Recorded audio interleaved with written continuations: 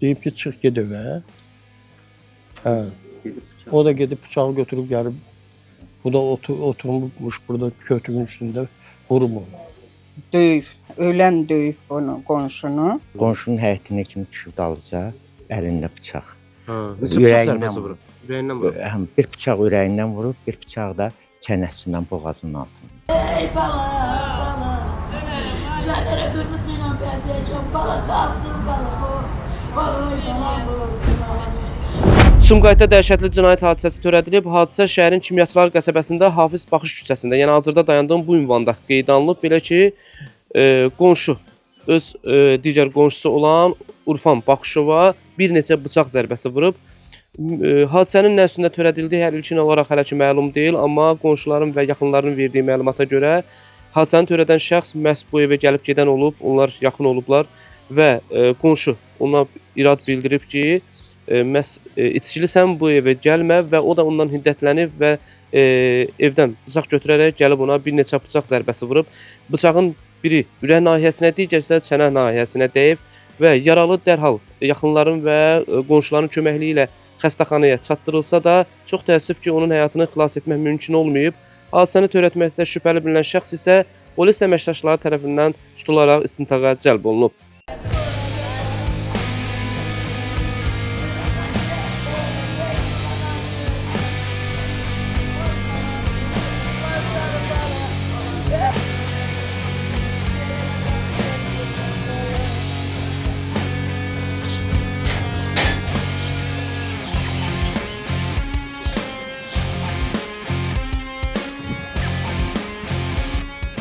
Hə, piyan olub.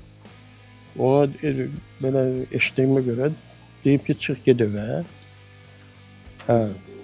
O da gedib bıçağı götürüb gəlib.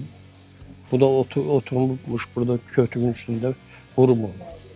Hə, o qapıya qoymaqda üçün hirslənib yəqin vurub onu. Yox deyib piyansan da get dincəl günə.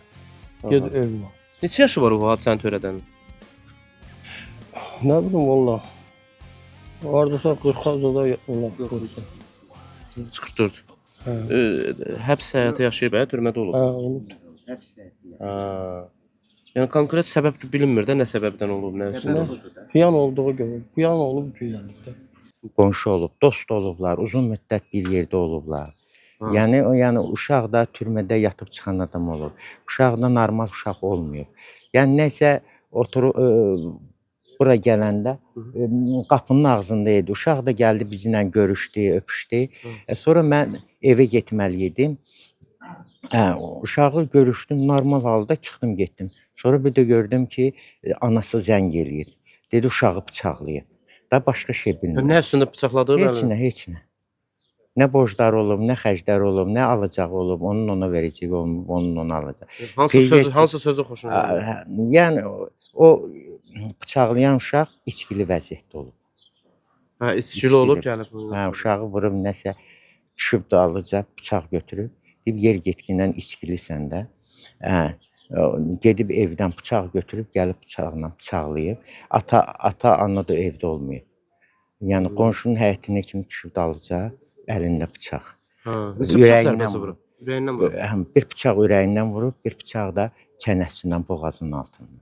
Xəstəxanaya çatdırılanda Xəstəxanaya çatdıranda xəstəxanaya yəni ayıq olub o çağa kimi uşaq yəni salamat olub. Xəstəxanada ayıla bilmirlər.